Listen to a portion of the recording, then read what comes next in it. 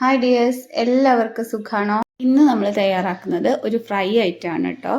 അപ്പോൾ ജോലിക്ക് പോകുന്നവർക്കും കുട്ടികളുടെ സ്കൂളൊക്കെ തുറക്കണം, അപ്പോൾ സ്കൂളിലേക്ക് കൊണ്ടുപോകാനും ഒക്കെ ആയിട്ട് ലഞ്ച് ബോക്സിലൊക്കെ കൊടുത്തു വിടാൻ പറ്റിയ ഒരു ഫ്രൈ ആയിട്ടാണ്.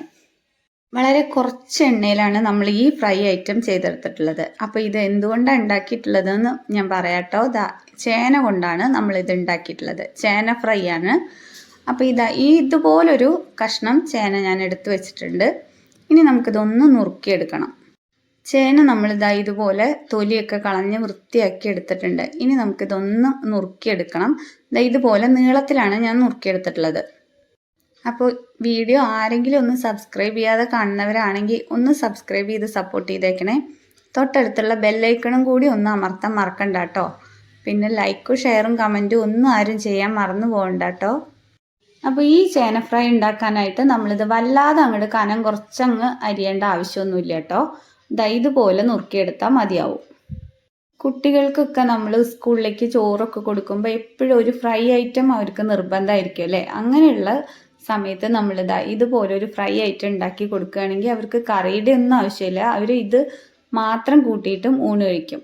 പിന്നെ വെജിറ്റേറിയൻസിന് എന്തെങ്കിലും ഒരു ഫ്രൈ ഐറ്റം കൊണ്ടാട്ടമുളകിന് പകരമൊക്കെ ഉപയോഗിക്കാവുന്നതും ആണ് ഇങ്ങനത്തെ ഒരു ഫ്രൈ ഐറ്റം. അപ്പോൾ നമ്മുടെ ചേനയൊക്കെ ഇതുപോലെ നുറുക്കിയെടുത്തുകൊണ്ട് വന്നിട്ടുണ്ട്. അപ്പം നമ്മുടെ ചേന കഷ്ണങ്ങളെല്ലാം നുറുക്കിയെടുത്തതിന് ശേഷം ഒരു പാത്രത്തിലോട്ട് 1 ഗ്ലാസ് വെള്ളം ഒഴിച്ചു കൊടുത്തതിന് ശേഷം അതിലോട്ട് ഇട്ട് കൊടുക്കുന്നുണ്ട്. ഇനി നമ്മൾ ഇതിലോട്ട് ചേർത്ത് കൊടുക്കുന്നത് 1 സ്പൂൺ ഉപ്പാണ്. അതിനുശേഷം കുറച്ച് മഞ്ഞൾപ്പൊടിയും കൂടെ ചേർത്ത് കൊടുത്തിട്ടുണ്ട്. ഒരു 1/2 ടീസ്പൂണോളം മഞ്ഞൾപ്പൊടിയും ചേർത്ത് കൊടുത്തിട്ടുണ്ട്. അപ്പോൾ ഉപ്പും മഞ്ഞൾപ്പൊടിയൊക്കെ ചേർത്ത് കൊടുത്തതിന് ശേഷം 1 സ്പൂൺ വെച്ച് നന്നായിട്ട് ഇളക്കി കൊടുക്കുക. അതിനുശേഷം അത് സ്റ്റവിലോട്ട് വെച്ച് കൊടുത്തിട്ടുണ്ട്. എന്നിട്ട് നമുക്കൊന്ന് 2 മിനിറ്റോളം ഒന്ന് തിളപ്പിച്ചെടുക്കണം. വല്ലാതെ അങ്ങ് വെന്ത് കുഴഞ്ഞു പോകരുത് കേട്ടോ, അത് പ്രത്യേകം ശ്രദ്ധിക്കണം. അപ്പോൾ ഒരു 3 മിനിറ്റോളം ഞാൻ തിളപ്പിച്ചെടുത്തിട്ടുണ്ട്. എന്നിട്ട് ആ വെള്ളമൊക്കെ കളഞ്ഞതിന് ശേഷം ഇതുപോലെ എടുത്തിട്ടുണ്ട്. ഇനി നമ്മൾ അതിലോട്ട് ആവശ്യത്തിനുള്ള ഉപ്പും കൂടെ ചേർത്ത് കൊടുക്കുന്നുണ്ട്. ഉപ്പ് ചേർത്ത് കൊടുക്കുമ്പോൾ നമ്മൾ ആദ്യമേ ഉപ്പിട്ടിട്ടാണ് ചേന വേവിക്കാൻ വെച്ചിട്ടുള്ളത്. അതിനനുസരിച്ച് വേണം ഉപ്പിട്ട് കൊടുക്കാനായിട്ട്. അതിനുശേഷം നമ്മൾ ഇതിലോട്ട് ഇഞ്ചി വെളുത്തുള്ളി പേസ്റ്റും കൂടെ ചേർത്ത് കൊടുക്കുന്നുണ്ട്. 1/2 ടീസ്പൂണോളം ഇഞ്ചി വെളുത്തുള്ളി പേസ്റ്റാണ് ചേർത്ത് കൊടുക്കുന്നത് കേട്ടോ. പിന്നീട് നമ്മളിതിലോട്ട് 1/2 ടീസ്പൂണോളം കാശ്മീരി മുളക് പൊടി ചേർത്ത് കൊടുത്തിട്ടുണ്ട്. അതിനുശേഷം 1/2 ടീസ്പൂണോളം കുരുമുളക് പൊടിയും കൂടെ ചേർത്ത് കൊടുത്തിട്ടുണ്ട്. പിന്നെ നമ്മൾ ഇട്ട് കൊടുത്തത് 1/2 ടീസ്പൂണോളം കോൺഫ്ലവറും 1 ടീസ്പൂണോളം അരിപ്പൊടിയും കൂടെ ചേർത്ത് കൊടുക്കുന്നുണ്ട്. അപ്പോൾ സാധാ പത്തിരിപ്പൊടിയാണ് കേട്ടോ ചേർത്ത് കൊടുത്തിട്ടുള്ളത്. പിന്നെ കോൺഫ്ലവർ ഇല്ല എന്നുണ്ടെങ്കിൽ അരിപ്പൊടി 2 സ്പൂണോളം ചേർത്ത് കൊടുത്താൽ മതിയാവും. ഇനി നമ്മളിതിലോട്ട് ചേർത്ത് കൊടുക്കുന്നത് 2 ടീസ്പൂണോളം സോയാ സോസാണ് കേട്ടോ. അപ്പോൾ ഈ സോയാ സോസ് ഉപയോഗിക്കുന്നത് ചിലവർക്കൊന്നും ഇഷ്ടമുണ്ടാവില്ല അല്ലേ. അപ്പോൾ അതിന് പകരം നിങ്ങൾക്ക് 1 ടീസ്പൂണോളം ചെറുനാരങ്ങ നീര് ഒഴിച്ചു കൊടുത്താലും മതിയാവും. ഇപ്പോഴത്തെ കുട്ടികൾക്ക് ആ സോയാ സോസിൻ്റെ മണവും രുചിയൊക്കെ ഒന്ന് ഇഷ്ടമാണ്. അതുകൊണ്ടാണ് ഞാൻ സോയാ സോസ് ചേർത്ത് കൊടുത്തിട്ടുള്ളത് കേട്ടോ. ഇനി നമ്മളിതിലോട്ട് ചേർത്ത് കൊടുക്കുന്നത് കുറച്ച് മല്ലിയില ചെറുതായി അരിഞ്ഞിട്ട് ചേർത്ത് കൊടുക്കുന്നുണ്ട്.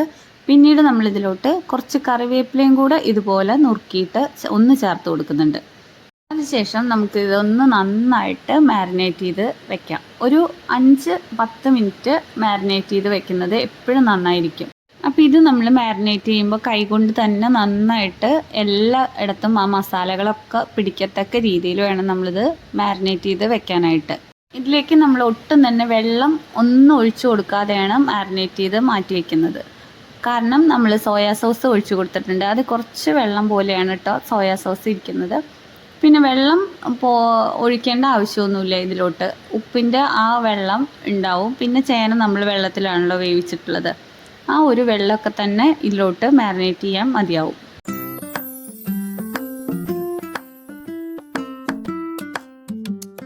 അപ്പോൾ മസാലകളൊക്കെ ഇതിലോട്ട് പിടിപ്പിച്ചതിന് ശേഷം ഞാനിത് 2 ടീസ്പൂണോളം വെളിച്ചെണ്ണയും കൂടെ ഒഴിച്ചു കൊടുത്തിട്ടുണ്ട്. എന്നിട്ട് നമുക്കിത് ഒരു 5 മിനിറ്റ് വെക്കണം. അതിനുശേഷം ഒരു പാൻ വെച്ച് കൊടുത്തിട്ടുണ്ട്. അതിലോട്ട് വെളിച്ചെണ്ണയാണ് ഒഴിച്ചു കൊടുത്തിട്ടുള്ളത്.